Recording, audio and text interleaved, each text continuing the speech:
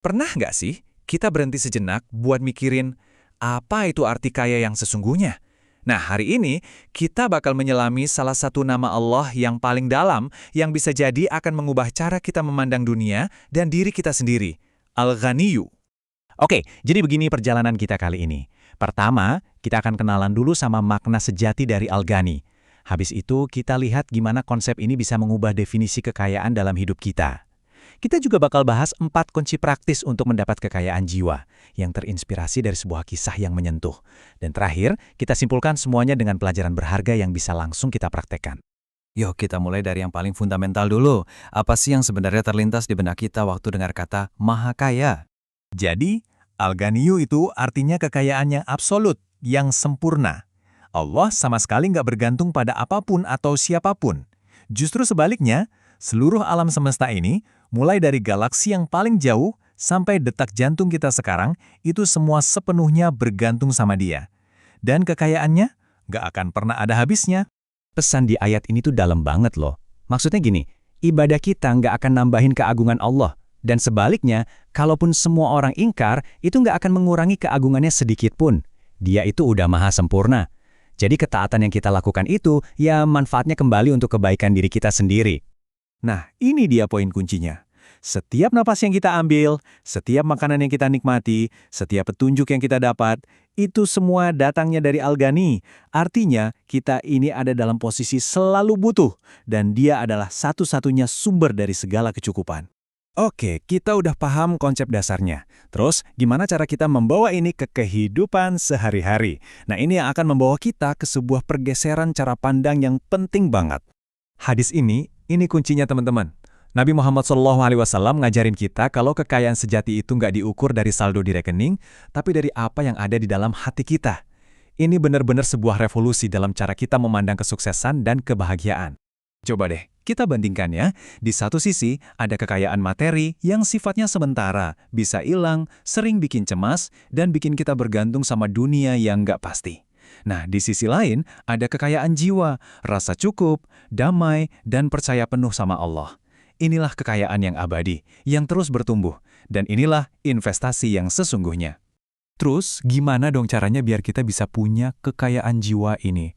Tenang, ada 4 kunci praktis yang bisa kita pegang erat-erat. Keempat kunci ini nyambung banget satu sama lain. Semuanya dimulai dari qanaah, yaitu rasa cukup dan syukur. Nah, rasa cukup inilah yang bikin niat kita lurus waktu ikhtiar atau bekerja. Kita kerja bukan karena serakah, tapi sebagai bentuk tanggung jawab. Kalau hati udah merasa cukup, otomatis kita jadi dermawan, gampang berbagi tanpa khawatir kekurangan. Dan pondasi dari semua itu adalah tawakal, keyakinan total bahwa Al-Ghaniyu pasti akan selalu mencukupi. Oke, teori-teorinya udah dapat. Tapi kadang, sebuah cerita bisa bikin semuanya jadi lebih klik kan? Sekarang, mari kita lihat gimana konsep-konsep tadi jadi nyata dalam sebuah pertemuan yang indah. Coba bayangkan situasinya ya. Nabi Muhammad SAW dan para sahabat lagi dalam perjalanan, butuh makanan. Lalu mereka bertemu dengan seorang penggembala yang sederhana, seseorang yang mungkin kalau kita lihat hartanya nggak seberapa. Dan lihat responnya, nggak pakai mikir lama, nggak ada keraguan sama sekali. Nggak nanya buat apa atau harganya berapa, cuma kemurahan hati yang tulus dan spontan. Dia langsung menawarkan yang terbaik yang dia punya. Dan ini dia intinya. Di balik tindakannya itu, ada sebuah keyakinan yang luar biasa dalam. Dia paham betul prinsip ilahi, memberi karena Allah, itu bukan kehilangan, tapi justru sebuah investasi. Dia tahu kalau sumber kekayaan sejatinya bukan ternaknya, tapi Al-Ghani. Ternyata ceritanya nggak berhenti di situ. Tindakan kecil dari si pengembala tadi dibalas dengan cara yang nggak pernah ia bayangkan. Bukan cuma diganti satu kambing, tapi dikirimkan unta-unta yang penuh dengan perbekalan. Tangisannya itu bukan karena sedih ya, tapi tangisan haru karena imannya jadi nyata di depan mata. Dia melihat langsung betapa maha pemurahnya Al-Ghani. Dia cuma ngasih sedikit dari yang dia punya, dan Allah membalasnya dari kekayaannya yang tanpa batas. Kisah yang luar biasa tadi membawa kita ke bagian akhir. Yuk, kita rangkum pelajaran-pelajaran abadi apa aja sih yang bisa kita bawa pulang dari perbincangan kita tentang Al-Ghani. Jadi, ini dia rangkumannya.